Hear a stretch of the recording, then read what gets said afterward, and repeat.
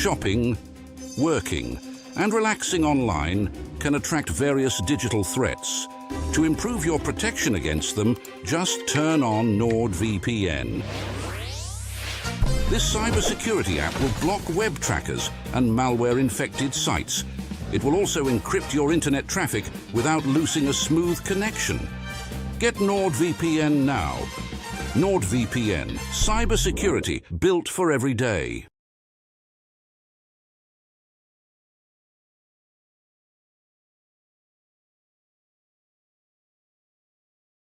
Hasn't it? A few days for the side. What are your reflections on that? Yeah, obviously we've lost 2 games at home. We want to win both the games, but yeah, we know we're capable of better than what we've put on for the past couple of games, and I'm sure we'll put that right come Saturday. The head coach had you in that dressing room for a while on Tuesday evening. Take us inside there. What's the message been from him and his staff? It's just we know we're better than what we showed those past 2 games. I think everyone can see that from the way we've played some of the first few games of the season. We know we're better than that. We just need to. We've had our discussions between ourselves. We know what we need to improve, and we'll be looking to do that sooner rather than later. You mentioned earlier in the season, I think the 2 big examples are Bolton and Peterborough, albeit that one was before you joined the club. You know where you can get to, can't you? That's surely added motivation.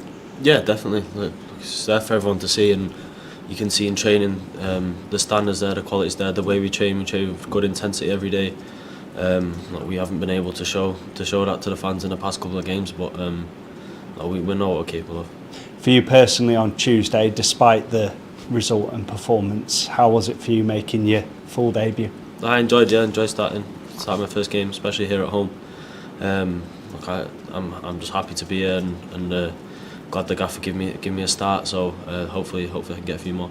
Well, now you've got that taste of a start, you'll be knocking on his door and hoping for a few more, won't you? Yeah, absolutely. I mentioned the other day, like everyone's competing for only a few positions in the midfield, and there's a lot of quality there. So I know if I'm going to want to start, then I'm going to have to perform well. Same for everyone. Everyone's got to be at it in training, and when we get the chance to play, we've got to try and take it. So I'm in the same boat as everyone else there. We enjoyed watching your goal at Rotherham. Talk us through that, because that's some way to mark yourself, isn't it? Yeah, it's the best way to start really at a new club.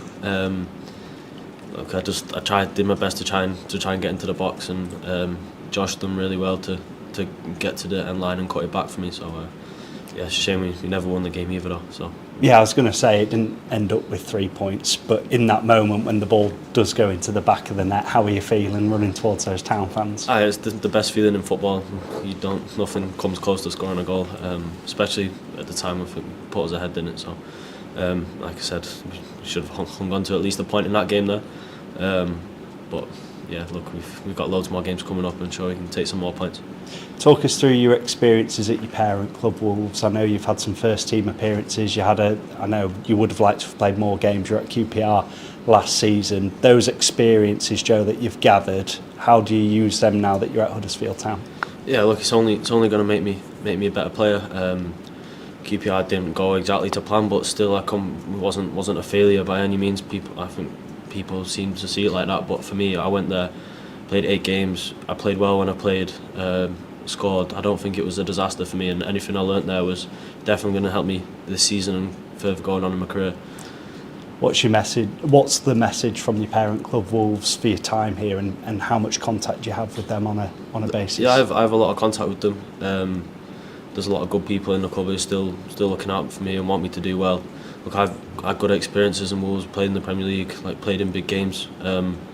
So I'm coming here with you, trying to use that experience and try and help Huddersfield here with that. Do you see this maybe as a loan spell, as this could be the one that could take your career to that next level, in terms of, you said your time at QPR you didn't play as many games as you like, but if you get that real good run of games across the season, it could help in your future career? Yeah, absolutely, but I'm not thinking more than the next couple of games. I don't want to think if I have a good season here where I can end up next year. I'm not bothered with all that. I just want to be here and hopefully get us promoted this year. That's my only target. And that next game's at Reading. With what's happened in the last few days, is it almost a relief to you as a playing squad that it's away from home the next game? No, I don't think so. We like being at home in front of our fans. obviously we always prefer playing at home. So you see the stadium, the support we get, the pitch and everything. But we've got to play everyone home and away, so we're away this week. Try and get 3 points and bring them back here. Top man, good luck for it. Cheers, thank you. We'll go to Stephen from We Are Terriers. Hi Joe, I think you made a really good first impression on the fans. Has that been sort of clear to you from the stands, despite obviously results, being disappointing? Yeah, look, I've been grateful for the support I've had coming in.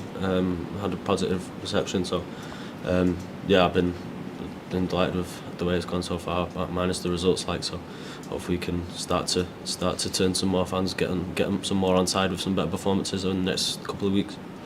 Seeing you in that sort of deep lying playmaker role, is that your preferred position? Is that where you like to play? I don't care where I play, to be honest. I'll play centre midfielder, play anywhere in midfield. It doesn't bother me wherever the gaff wants to play me. Are there any players that you particularly sort of look up to, either that you played with or that you watch on TV, anything like that? What, here in Huddersfield or anywhere? Anywhere in football. I just like watching football, to be honest. So whenever there's football on the TV, it's on. So I just watch a bit of everything all the time. What have you watched lately? What's caught your eye? Has anyone particularly made you go, ooh, I fancy incorporating a bit of that into my game? Just what I don't know. I think Rodgers probably the best centre midfielder in the world at the moment. But obviously he's a holding midfielder, and I like to see myself as someone who can play box to box or do a bit of everything. So there's loads of players. You see stuff. I see be watching football all the time and seeing players doing stuff, and you think, oh, that's something I'd like to add or do more of that. I think he's a great example, isn't he? Because he's really added. He had his best year for assists and goals last season, and he's an example, isn't he? You're always adding to your game, I suppose, as a young player. You never stop learning. Yeah, absolutely, and that's every day on the training pitch as well. I'm just trying to get better. Like we mentioned before about my experiences, I've had a lot of experiences in Wolves and a lot of experiences in QPR, which I'm just trying to take as much learning as I can from everywhere I've been, and hopefully apply it the best I can. Thank you. Cheers. Right, thanks everyone. We'll be back with Michael Duff at 2:30. Thanks.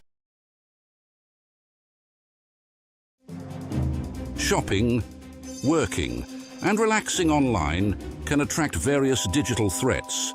To improve your protection against them, just turn on NordVPN. This cybersecurity app will block web trackers and malware-infected sites. It will also encrypt your internet traffic without losing a smooth connection. Get NordVPN now. NordVPN, cybersecurity built for every day.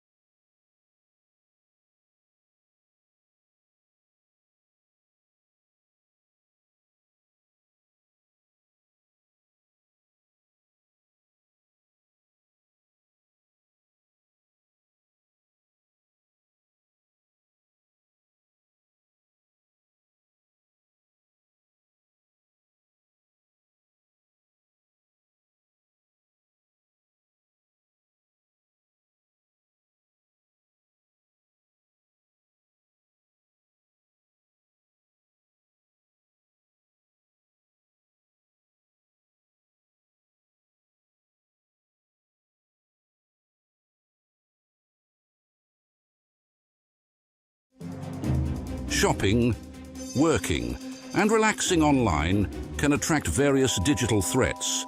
To improve your protection against them, just turn on NordVPN. This cybersecurity app will block web trackers and malware-infected sites. It will also encrypt your internet traffic without losing a smooth connection. Get NordVPN now. NordVPN, cybersecurity built for every day. Michael, nice to see you again. If we could start with some team news, in particular Jonathan Hogg and Mikael Hellick, how are they getting on? Misha he won't be available. He looks like he's got a fairly significant hamstring. Early diagnosis, probably 6 to 8 weeks. Hoggy's actually not as bad as what we thought. He might have just been a little bit of a cramp or something like that. He was. He seems not too bad today, so there's a good chance he'll be available for selection at the weekend. Obviously, we've still got a couple of days before the game, so we'll have to judge that. But obviously, he knows his body quite well, and we didn't want to take the risk, particularly in the second half when it didn't look like we were going to ever get back into the game. In all honesty, but he was adamant that he'd done something, and it looks like he hasn't. So that's a positive. Looking back on the Blackpool game, I know you spoke to Oggy after the game. Where has gone wrong over those last 2 home games? Now you've had a few days to reflect, Michael. We've just not reacted well to any sort of adversity. So I've looked at the group from pre-season all the way through. We played some good teams in pre-season. Shape looked good, looked organised, looked strong. Played some good football. Started the season in the same mould. But we sort of had everything our way. Whether it was pre-season, there wasn't as much pressure on, and we scored first in all the other league games. So this week has shown us sort of a vulnerability that when something goes against the group, we need to get to the bottom of what it is. But there's almost a panic, and I don't think it's through a lack of application. It's probably a cultural thing of, oh no, it's going wrong again, and they don't know how to react in the proper way. So that's the thing that we need to react better. You're going to go 1-0 down in games. You're not going to start games properly. You're going to score own goals in games. Yeah. But the reaction in the 2 games has been the main focus. Particularly today, we had a big meeting with the players today, trying to get to the bottom of that. It's too easy to just go, oh, it's a losing mentality at the club. Oh, well, we need to change that. It's old battle scars from previous years. Well, we need to change that. It's easy to blame what's gone on before. It's the here and now. So that's what we'll be trying to do. It's not going to happen overnight. Everyone knows that. You're never going to get from night to day in such a short space of time in football. So it's just chipping away at that. The first 5 games of the season, we're in every stat going. We're in the top 3 or 4. In possession, out possession, XG for, XG against, set plays for, set plays against. So it's not the formation, it's not the players, it's definitely between the ears. So it's getting to recognise that when we do take a punch on the nose, that okay, reset, get back to that team, and react in a better way. Because ultimately, it feels all doom and gloom. We're 5th in the league. Yeah. So are we happy with this week? Absolutely not. The performances need to be better. The reaction needs to be better. But as I said, it takes time to sort of build that trust in each other, and to trust. I hate saying it, but trust the process of what's got you in all those top stats in the first 5. It's a really small window. But I go back to the pre-season games as well. We played some good games in pre-season, and it's that sort of pressure of it's all going wrong. You don't have that in pre-season. So we went goals down in pre-season. We reacted really well because there's no real heat on. Yeah. But when the big lights are on, so to speak, that's where we haven't reacted properly, and that's where the mentality needs to be better. It's really interesting what you say about adversity, and you've kind of answered the question really in terms of people talk about your time before here and almost like when the heads drop, the heads really drop. That isn't an overnight fix. We saw you were with the players for so long after full time on Tuesday. You said that you've had a big chat today. Does it simply start with, come on guys, let's talk about this and try and work through it? Can it be as simple as that as a starting point? That's a start point. It's never going to happen overnight. It's not one conversation. But it's too easy for me to throw out a comment of, oh, well, there's a loser mentality at the football club, and then just leave it at that. well, what is it? How is it? How do we overcome it? It's too easy for me to go, well, they're just a quiet group. Or how do we encourage them to talk to each other? How do we encourage communication? How do they sit with each other in their positions at lunch? You know, all little things like that you're trying to find out rather than just labelling things. I don't want to talk about what's gone on before me. Yes, we are dealing with problems that have happened before, but it's been and gone. So we've got to try and change it. And we're fully aware that it will take time and we have to win games along the way. But the fact that we haven't drawn a game yet probably tells you a lot. You know, it's either we're winning or we're losing. Yeah. There's been sort of no middle ground, and that's where we need to find that middle ground where, do you know what, we're playing Blackpool, they're playing much better than us, we need to find a way of getting in at 1-0 and try and maybe rejigging things. Not wait to go 2-0 down and then play losing football where it's easy to play with the pressure's off because you're 2-0 down. Yeah. So it's, like I said, it's just reminding them of all the numbers in the first 5 games of the season. It's a small window, but they've played some decent teams within it, and it's every metric. So it's not, like I said, it's not the shape, it's not the players. It's when we get that little bit punch on the nose, we just need to react in a more positive way. And in those conversations you've had with the players, albeit I know you said it's not an overnight fix, it's not something you can click your fingers and it's all okay. Have you seen those shoots of getting to the bottom of the problem in the last couple of days? Yeah, it's difficult to do it in a couple of days. You never know. If it was that easy that I have a conversation and they just roll out and they look like Real Madrid on Saturday, I'm not sure I'd be sitting here. But it's happened at previous clubs I've worked at. It's happened at bigger clubs than this. I said it on the other day. You know, it took quite a long time at Man City, and they were not bad at the time. It took a long time at Arsenal when Mikel Arteta first went in. It took him a year. I think they won 1 in 12 games at one point. And I'm not asking for that. I'm just saying, but that's what happens. If you need to change a mentality and a culture at a football club, it takes time, it takes windows. But yeah, the early conversations are positive. Actions speak louder than words, clearly. But we have to try and action some of the words, which is what we're trying to do.